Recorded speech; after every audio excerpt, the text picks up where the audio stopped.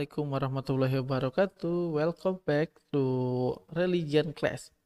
Today we are going to learn about manfaat and hikmah salat rawatib.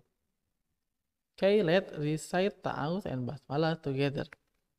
A'udzu billahi minasyaitonir rajim. Bismillahirrahmanirrahim. Oke, sebelum itu kita akan mengulang materi kita yang pertama karena kita sudah lama tidak mengaji ya. Maka kita bacakan dulu surat Toha ayat 14.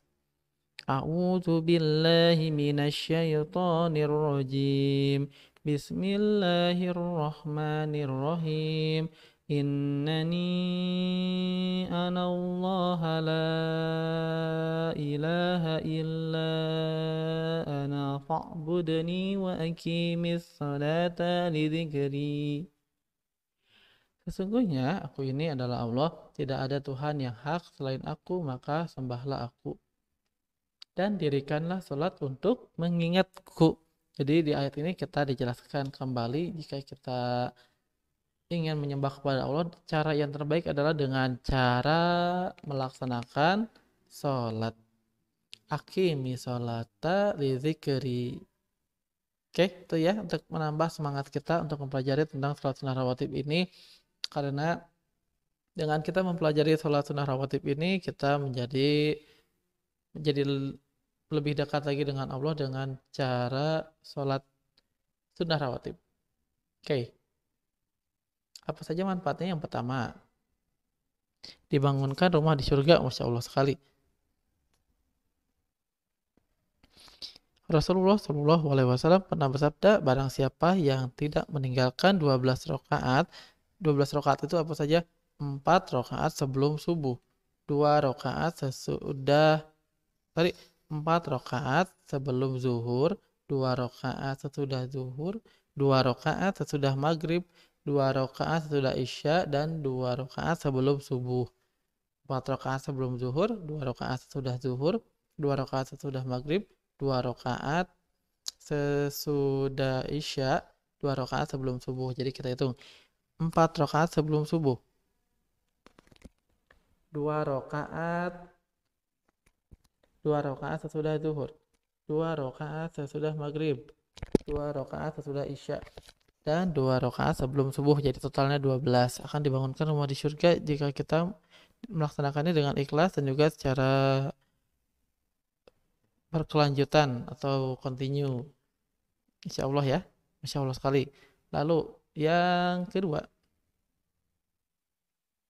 pahala yang melebihi dari dunia dan seisinya. Masya Allah. Apa itu? Rasulullah Shallallahu Alaihi Wasallam pernah bersabda, 2 rakaat sebelum sholat subuh, 2 rakaat sebelum sholat subuh lebih baik daripada dunia dan seisinya. Masya Allah sekali. Ini yang harus kita laksanakan ya, luar biasa. 2 rakaat sebelum subuh lebih baik daripada dunia dan seisinya. Jika kita kerjakan secara kontinu dan juga niat ikhlas karena Allah Subhanahu wa taala. Yang ketiga, diharamkan dari api neraka. Nah, ini yang kita pentingkan ya. Itkum minan nar. Diharamkan dari api neraka.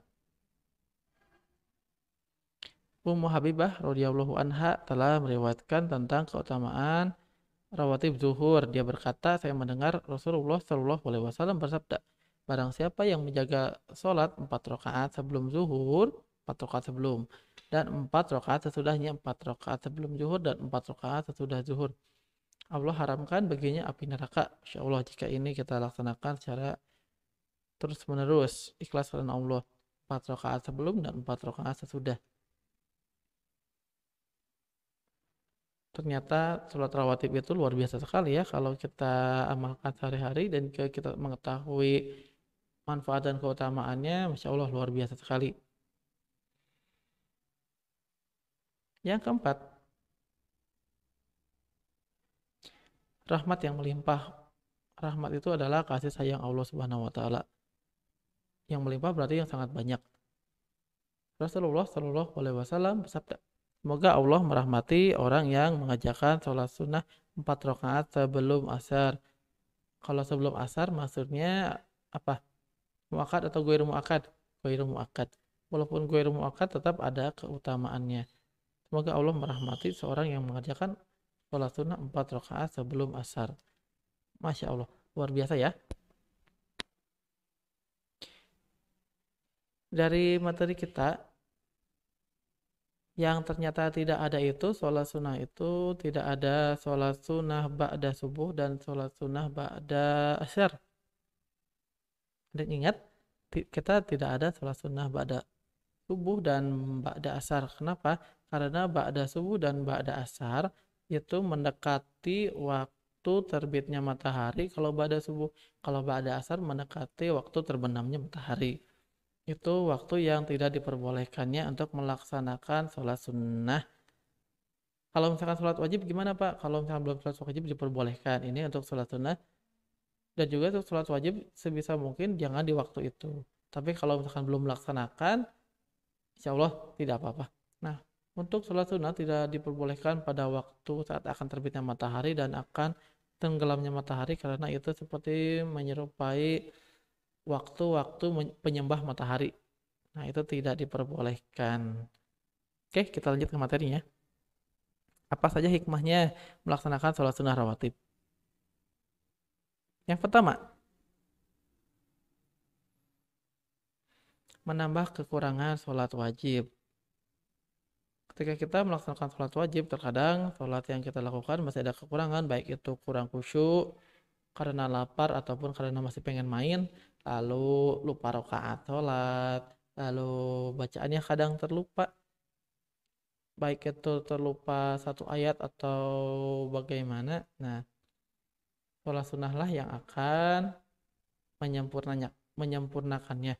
Tapi kalau misalkan lupa, tapi kita teringat pada saat masih sholat, nah itu di akhir boleh melaksanakan sujud syahwi. Nah itu ya, kalau masih dalam melaksanakannya. Ini kalau misalkan kita kekurangan sholat wajibnya tapi kita tidak ingat ataupun kita tidak sadar, nah itu akan ditambahkan oleh sholat sunnah.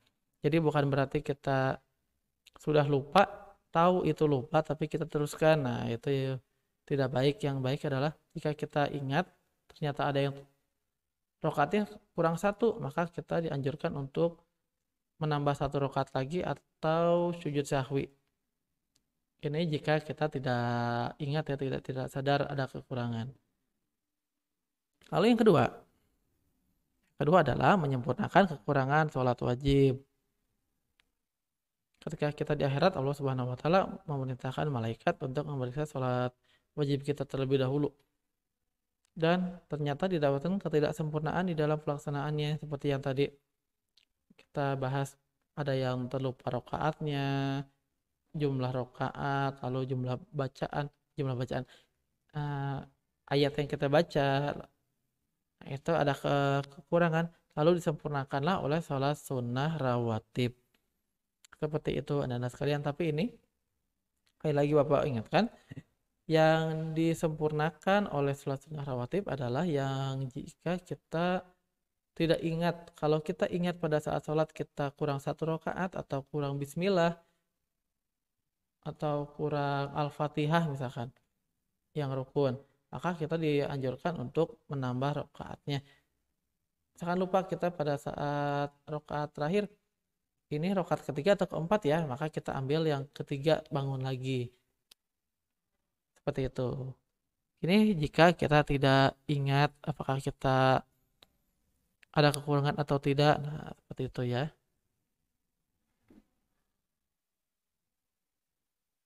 Lalu yang ketiga,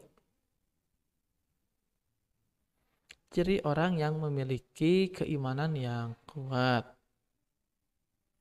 Seorang yang rajin melaksanakan sholat sunnah sudah tentu memiliki keimanan yang kuat karena sudah pasti melaksanakan yang wajib. Maka kalau kita pikirkan, kita ingat-ingat, kalau melaksanakan sholat sunnah qobliyah dan juga ba'diyah, pasti melaksanakan sholat wajib. Masa kita melaksanakan sholat ba'diyah tapi sholat wajib tidak? Kan itu aneh. Jadi kalau sudah melaksanakan sholat sunnah qobliyah dan ba'diyah, insya Allah kita melaksanakan sholat wajibnya. Dan ini adalah ciri-ciri yang memiliki keimanan yang kuat. Dan tentu saja semakin bagus keimanan kita akan semakin disayangi oleh Allah Subhanahu wa taala. Amin ya rabbal alamin. Baik, Ananda sekalian, kalau misalkan ada yang kurang dimengerti atau kurang jelas boleh tanyakan ke Bapak ya. Nah, kesimpulan kita pada hari ini adalah Masya Allah sekali jika kita melaksanakan sholat sunnah rawatib, maka kita akan beruntung. Jika tidak dilaksanakan, kita akan merugi seperti kita tadi sudah membacakan hadisnya ya, ada 4 tadi keutamaannya luar biasa sekali, Masya Allah. Ada yang masih ingat apa saja tadi keutamaannya? Silahkan nanti Bapak akan tanyakan di grup. Kalau masih ingat, nanti akan Bapak tanyakan di grup ya. Oke, Ananda sekalian. Jika ada yang ingin tanyakan, silahkan nanti tanyakan di grup. Jika ada kesalahan, Bapak ucapkan mohon maaf.